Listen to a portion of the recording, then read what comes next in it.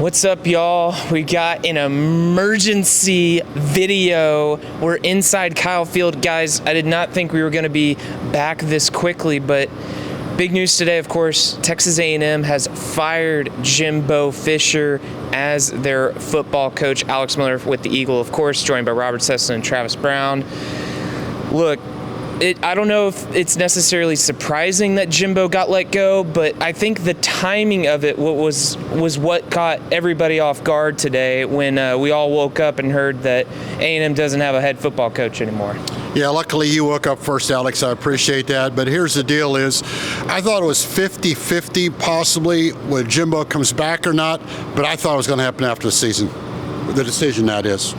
Travis, when you heard the news, what was just kind of your impression? And now that we've had pretty much a whole day to kind of digest what's happened. Yeah, I mean, it certainly was the timing of it. I mean, they just came off a 51-10 win over Mississippi State. They seem to have found a quarterback that can kind of carry them through the end of the season should Max Johnson not be able to come back out. And it seemed like there was some positivity kind of coming into where there'd been a lot of apathy, but you always know the hallmark of a program that's kind of in decline or has trouble of when the fan base goes from angry to apathy. And I started to sense a little bit of that apathy, after really the Ole Miss game, if not maybe the Tennessee game. And so, yeah, the timing of it certainly surprised all of us. And we were all still curled up in bed, other than you, when this all happened. But yeah, it's interesting, and it shows a lot of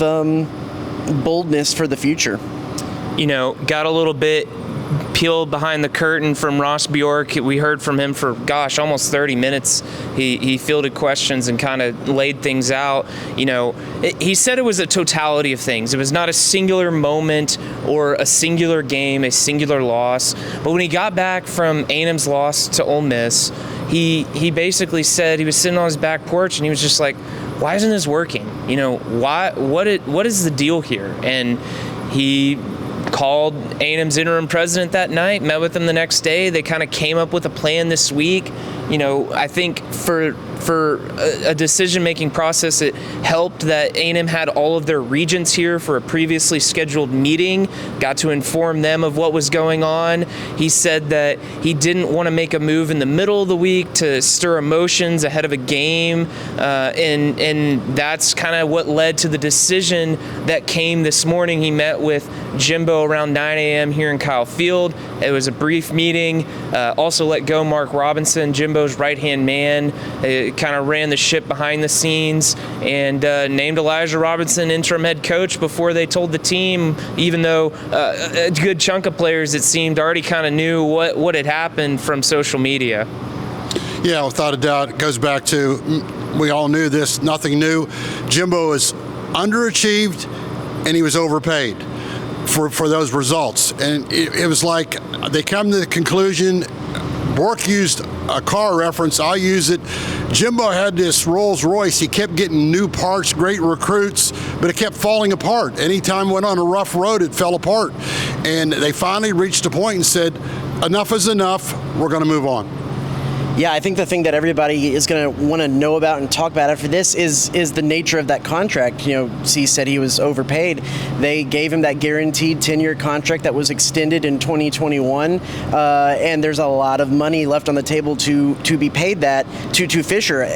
That includes 26, or it begins with $26 million within 120 days of today, the date of termination. And Ross Bjork said he had conversations with Travis Dabney, the head of the 12th Man Foundation, and kind of looking at where some of the buckets, some of the funds that they have sitting in kind of savings over there, and that they can piece together between non-categorized donations in the 12th Man Foundation and some of the athletics budget to get that initial payment of $26 million approximately out of the way. And then after that, there's annual payments, installments for the remainder of the money annually throughout the remainder of the contract, and those will come out of the athletic department budget. They're going to tighten the belt a little bit, but they also said that they're bringing in new revenue streams. They have the new ESPN contract coming in with the SEC that's going to provide a little bit more money to the athletic department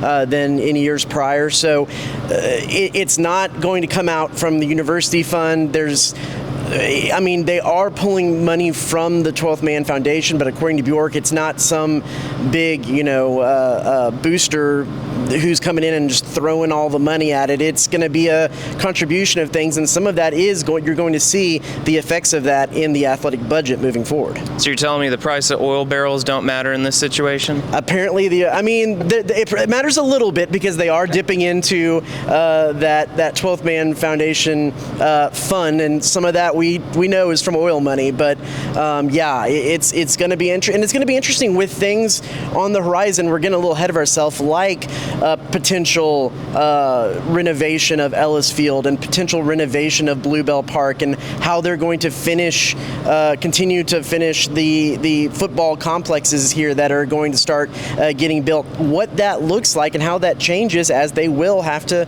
tighten the belt a little bit in the athletic department.